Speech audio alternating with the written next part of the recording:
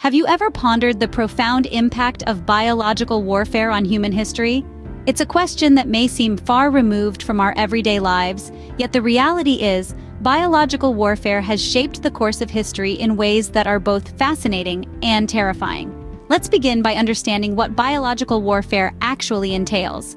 Simply put, it's the use of biological toxins or infectious agents, such as bacteria, viruses, and fungi, with the intent to kill or incapacitate humans, animals, or plants as an act of war.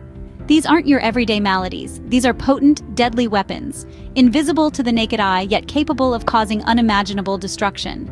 Take, for instance, the use of poisons for assassination purposes throughout history.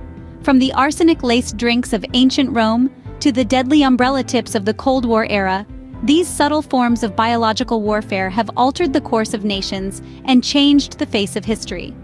But it's not just about the explicit, intentional use of biological weapons. Sometimes, the most devastating instances have occurred unintentionally. Consider, for example, the tragic spread of smallpox among Native Americans. When Europeans arrived in the New World, they brought with them diseases to which the native population had no immunity.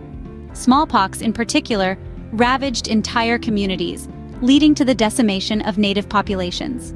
Though not a deliberate act of biological warfare, the impact was just as profound, if not more so.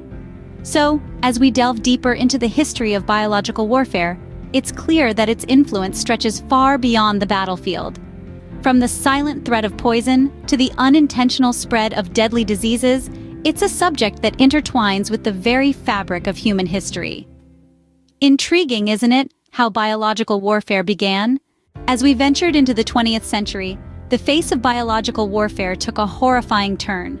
The dawn of this era saw a deliberate and calculated release of pathogens and toxins by various countries, marking a grim chapter in the annals of human history.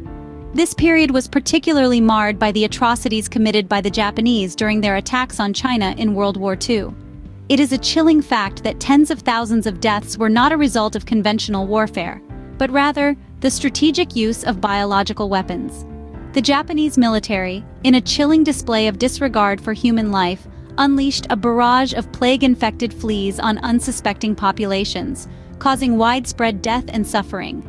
But the atrocities committed during wartime were not the only instances of biological warfare during this period. In fact, the 20th century was a time of rampant infectious diseases, causing the death of over 500 million people worldwide. This staggering number serves as a sobering reminder of the devastating power of biological agents, not just as weapons of war, but also as silent killers lurking in our everyday environment. Though we often think of warfare in terms of bullets and bombs, the reality is that biological warfare has claimed a comparable, if not greater, number of lives. The use of biological agents as weapons is a terrifying testament to the lengths to which humanity will go in the pursuit of power and domination. The 20th century was indeed a dark time for humanity, with biological warfare claiming countless lives. As we reflect on this grim era, let's not forget the lessons it has taught us about the destructive potential of biological weapons and the urgent need for vigilance and regulation in the face of such threats.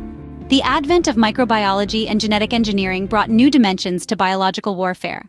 With the unveiling of the microscopic world, a vast new battlefield emerged, ripe for exploitation. The study of these minute organisms, some of which are responsible for mankind's deadliest diseases, opened up alarming possibilities in the realm of biological warfare.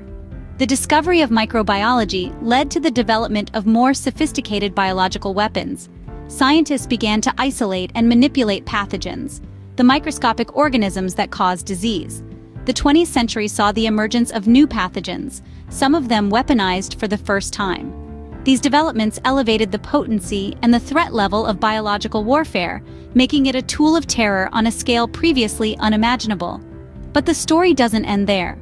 With the advent of genetic engineering, a new era dawned, one that could potentially make these pathogens even more dangerous. Genetic engineering allows scientists to modify the DNA of an organism to enhance certain characteristics or introduce new ones. When applied to pathogens, the possibilities are chilling. Imagine a disease that is more contagious, more lethal, or resistant to all known forms of treatment. Or worse, a pathogen designed to target specific ethnic groups based on their genetic makeup. This is not the realm of science fiction. The technology to make it happen exists today. And while there are international regulations in place to prevent its misuse, the potential for catastrophe is real.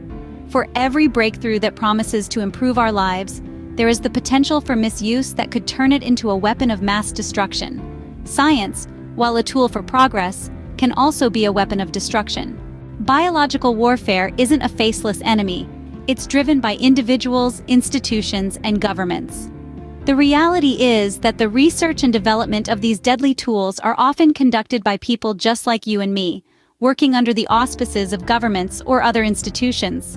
For instance, during the Second World War, the Japanese government orchestrated a biological weapons program of unprecedented scale.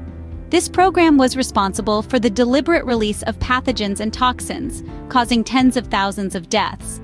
These were not acts of nature, but the calculated actions of individuals driven by a government agenda. In the United States, too, the government has played a role in bioweapons research. Throughout the 20th century, despite international treaties, the U.S. conducted offensive weapons research and production. The aim was not always malicious. Often these efforts were framed as a necessary evil in the face of potential threats. But the fact remains that these actions contributed to the proliferation of biological weapons. Even today, the hands that guide this research are not always seen. Covert operations, classified information, and the sheer complexity of the field can make it difficult to understand who is driving these developments. But one thing is clear: the role of individuals and governments in this field is significant. This is a sobering thought. The same hands that have the power to heal, to create vaccines, and to advance our understanding of the world also have the potential to create tools of destruction. It's a stark reminder of the dual nature of scientific progress.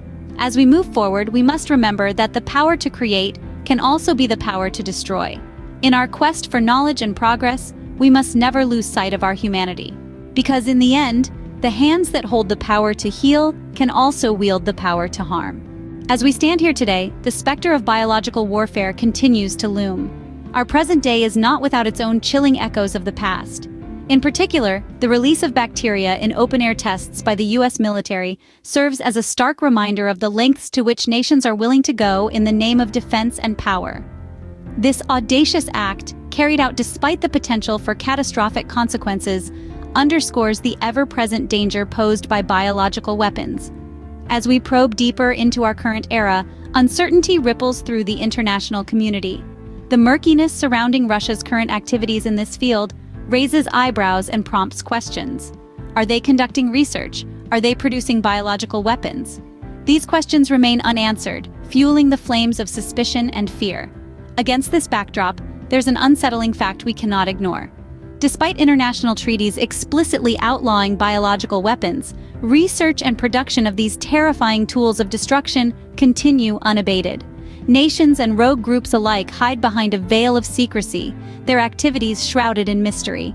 This defiant stance not only undermines international law, but also poses a grave threat to global security.